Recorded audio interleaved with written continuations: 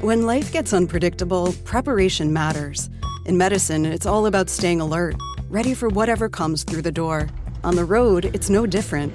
That's why Volvo designs vehicles to help anticipate risk, reduce harm, and protect lives. The Volvo XC90's advanced safety systems inspire confident decisions wherever the road takes you. The Volvo XC90, for life. Proud sponsor of the Pit Podcast.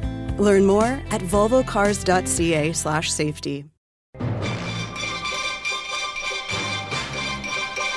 Oh, ladies and gentlemen, I always want to bring you good news. I always want to bring you the happy news. I can't do that right now. Ladies and gentlemen, we got some breaking news. I'll start off where this all begins. February 2022. In February of 2022, Tom Brady, all-star legendary quarterback, the GOAT, tweeted about his wife, Gisele Bündchen, saying, "You are the love of my life. You are the greatest wife. You are the greatest mother ever." Well, ladies and gentlemen, on this Friday, October 28th, just a few minutes ago, we learned that it's Splitsville. Breaking news, it's official. Tom Brady, Gisele Bündchen have filed for divorce after 13 years of marriage. It's Splitsville. They're going to agree on custody. Apparently, the deal is done. They've been working on it for a month with what will happen with the custody of the kids and all of the money and all of the homes. Apparently, they're going to part ways as amicable as possible, but it is done. I am very sad to inform you of that this morning. Okay. Maybe I should introduce our next guest right now and ask them for their opinion, but I won't do that.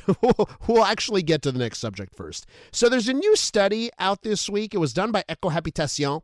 Greenpeace and some other environmental groups were behind asking Ecohabitation to do this study and about energy solutions for your home. And what it said is that there are cheaper and more environmentally friendly dual energy solutions for some people's homes this winter and for most winters than the one that's currently suggested by Hydro-Quebec and Énergir, right?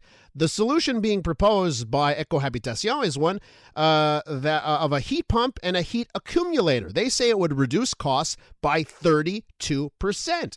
That has led many to ask why this wasn't suggested in the first place. With more on this, we go to Hydro-Quebec because they've been wanting to respond to what we heard earlier this week. So Maxence Huard-Lefebvre is on the line, a spokesperson for Hydro-Quebec. Welcome to the show.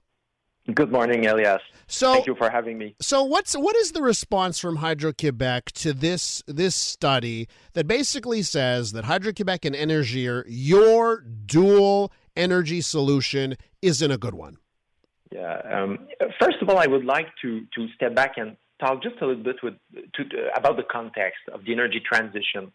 That is going to be one of the biggest challenges in the next decade for the society. And to succeed in this transition, we will need a lot of tools, different tools for different needs. And I would like to say first that those tools are not in opposition. So for different situations, one tool is going to be better than for other situations. So, the energy transition, I think it can be good to define it. Right now, the society and the economy is relying a lot on fossil fuel, and it's creating a lot of greenhouse gases. So we absolutely need to reduce those amount of emissions, and we will do it by electrifying different sectors. So we are talking about cars, we're talking about our industries, and we're talking about heating systems we have in our buildings. And the study you mentioned is saying basically that in their opinion, there's one way better than the others to decarbonize heating systems. Mm-hmm. And we don't think it's true. We think, first of all, the study did not consider the investment cost. So when you they are talking the study about heat accumulators. When you buy this kind of equipment, there's an investment upfront, and those kind of costs were not taken into account. And the other problem is that they are focusing on single-family homes, which represent only a fraction of the buildings targeted by the dual energy. And if you want, I could give you two very concrete examples. Yeah, I would like that. Okay, perfect. So let's imagine you have someone living in Montreal in a 5.5 apartment. It may be a condo in a plex, and this person right now is relying 100% of the time on natural gas to heat his apartment. So this is the A situation. In the other end, you have the B situation where the person is living in a suburb in a single-family home, and this person is relying on electricity. So the person already has an electrical heating system. The best solution for those different cases is probably not the same.